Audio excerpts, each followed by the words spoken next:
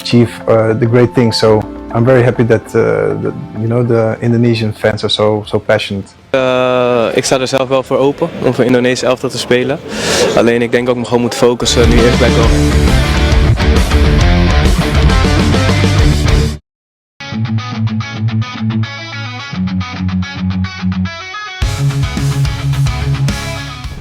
Kurang dari 1 bulan lagi, pelatih timnas Indonesia Coach Patrick Kluivert tengah gencar-gencarnya melakukan berbagai persiapan, riset, dan mengatur strategi guna melanjutkan perjuangan tim Garuda di babak ketiga kualifikasi Piala Dunia.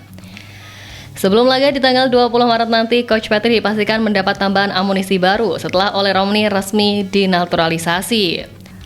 Ole Romani akan menjadi opsi bagi pelatih asal Belanda tersebut di lini serang yang selama ini menjadi sorotan dari banyak pihak. Selain itu, Indonesia pun berpotensi mendapatkan tambahan pemain naturalisasi baru yaitu Emil Audiro Mulyadi, Dean James, dan juga Joey Pelupessy. Ketiga pemain ini saat ini tengah menjalani proses naturalisasi dan diharapkan bisa turun berlaga saat lawan Australia serta Bahrain nanti. Dan di tengah merapatnya amunisi tambahan akan tetapi Coach Patrick Kluivert juga dipusingkan karena bakal kehilangan 2 pemain pentingnya yakni Ragnar Oratmangun dan Justin Hubner. Ragnar Oratmangun yang kini bermain bersama FC Vidender di Eropa absen karena harus menjalani hukuman akumulasi kartu kuning. Sementara Justin Hubner dipastikan absen lantaran mendapatkan kartu merah di pertandingan sebelumnya kontra Arab Saudi. Tapi meski begitu, dengan rencana Coach Patrick memanggil 27 pemain guna melawan Australia dan juga Bahrain, PSSI akan tetap membawa Ragnar Oratmangun saat timnas Indonesia menghadapi Australia meski dilarang FIFA untuk bermain. Anggota Esko PSSI Area Sunulingga mengungkapkan alasan penyerang 27 tahun itu dibawa agar kondisinya tetap terjaga.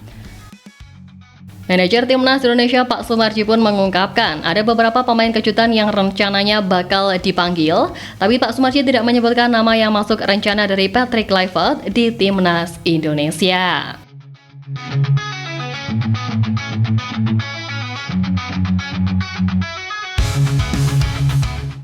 Tiga pemain keturunan baru yang diproyeksi memperkuat timnas Indonesia di bulan Maret memang dilakukan mengingat naturalisasi dari Jairo Riedewald, pemain yang disebut oleh Coach Patrick di awal kedatangannya sedikit terhambat karena masalah pemberkasan. Dan karena itu, kehadiran 3 nama baru pemain grade A tersebut memunculkan prediksi formasi skuad Garuda di era baru nanti. Tentu dengan formasi 4-3-3, posisi penjaga gawang tidak akan berubah dengan Marten Pas sebagai pilihan utama dari Patrick Kluivert. Marten Pas dinilai lebih layak karena telah memiliki pengalaman bermain bersama timnas Indonesia ketimbang Emil Audiro. Selanjutnya, posisi 4 bek sejajar akan diisi oleh Kevin Dykes, Misilkers, J. Izes, dan Kelvin Verdong. Dean James yang memiliki posisi sama dengan Kelvin Verdong bisa bergantian sesuai dengan kebutuhan strategi dari Coach Patrick. Sementara di lini tengah, kehadiran Joey Pelupessy akan membuat Tom Hai dan Ivar Jenner memiliki rekan baru, di mana Ivar dan Joey akan bermain menjadi gelandang bertahan, sedangkan Tom Hai fokus untuk membantu penyerangan.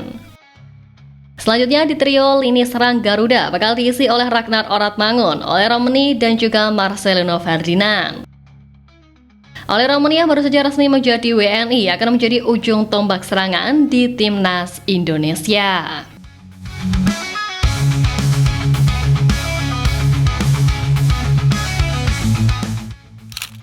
Kemudian lebih lanjut berbicara soal kehadiran para pemain baru. Nama Dean James menjadi sosok yang begitu mencuat setelah media Belanda Football Premier menanyakan langsung kepada sang pemain mengenai kesiapannya membela timnas Indonesia.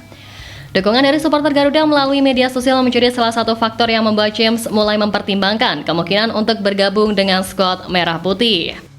Dalam wawancaranya pun, Dean James mengakui bahwa faktor utama yang membuat ia semakin tertarik membela skuad Garuda adalah kehadiran dari pelatih Patrick Kluivert. Menurutnya, Indonesia memiliki tim yang sudah kuat dan tentunya dengan kepemimpinan pelatih baru, hal ini semakin menarik untuknya. Dean James sendiri sekarang bermain untuk Go Ahead Eagles di Eredivisie musim ini. Ia menjadi pemain reguler dengan torehan 17 kali bermain dan juga dengan catatan 1 gol dan 2 assist.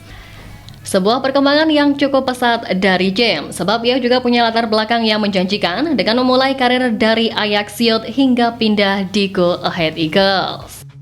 Tentu dengan dipastikannya nama Dean James sebagai pemain yang dalam proses naturalisasi saat ini, nantinya ia bakal bersaing dengan banyak nama pemain yang lebih dahulu mengisi posisi bek kiri di Timnas Indonesia. Persaingan di pos tersebut tentunya bakal kian panas, mengingat banyak nama dengan kualitas baik di lini ini. Seperti yang kita tahu, nama-nama seperti Sein Patinama, Nathan Chu Allen, Pratama Arhan, Doni Tripamungkas, dan tentunya Kelvin Verdong akan membuat persaingan positif dalam sisi kiri Garuda nanti. Kompetisi di posisi LB menjadi lebih kompetitif sehingga pemain yang akan dipilih nanti adalah benar-benar pemain dengan performa terbaik.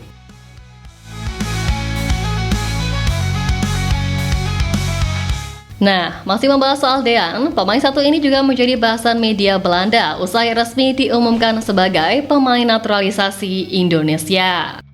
Tak cuma Dean, Joey Pelupelsi juga disebut bakal mengeratkan chemistry pemain dalam tubuh tim Garuda dan membantu skuad Merah Putih di sisa laga kualifikasi Piala Dunia. Bagi pelatih nasional Patrick Kluivert, kedatangan Pelupelsi dan James merupakan peningkatan kualitas tambahan dalam pertarungan kualifikasi Piala Dunia. Tulis Football Premier dikutip pada Selasa 25 Februari. Yap, seperti yang kita semua tahu bahwa Timnas Indonesia memang masih berpeluang untuk lolos langsung atau melalui putaran keempat kualifikasi Piala Dunia 2026. Skuad Garuda saat ini berada di urutan ketiga dengan koleksi 6 poin dan dengan 4 pertandingan tersisa, Indonesia masih akan melawan Australia, Bahrain, China, dan Jepang. Potensi besar skuad Garuda bisa mengambil tempat di gelaran terakbar dunia ini pun lantas membuat nyali sang lawan terutama China langsung menciut. Diketahui meski China mampu memenangi 2 pertandingan dibanding 3 tim di atasnya, mereka harus berada di dasar klasemen karena kalah dalam hal produktivitas gol. Berdasarkan jadwal diketahui bahwa timnas China akan menghadapi Arab Saudi dan Australia di bulan Maret dan skuad besutan Branko Ivankovic tersebut selanjutnya akan melawan Indonesia dan Bahrain di bulan Juni. Nah, tapi di saat jadwal pertandingan yang semakin dekat ini, publik Cina justru dibuat ciut usai mengetahui satu fakta yang membuat mereka cukup terkejut. Rupanya, wasit yang akan memimpin pertandingan timnas Cina di bulan Maret berasal dari Asia Barat dan hal itu membuat Cina khawatir gagal mendapatkan 1 poin khususnya kalah melawan Arab Saudi. Selain khawatir dengan kepemimpinan dari wasit di bulan Maret nanti, publik Cina sekarang juga menyadari bahwa mereka kemungkinan akan kesulitan saat berhadapan dengan Timnas Indonesia di Jakarta pada bulan Juni. Karena itulah di tengah kepercayaan diri Indonesia yang terus diperkuat para pemain berkualitas untuk mengarungi sisa laga, Cina justru dilanda kekhawatiran menilik kondisi timnasnya sekarang.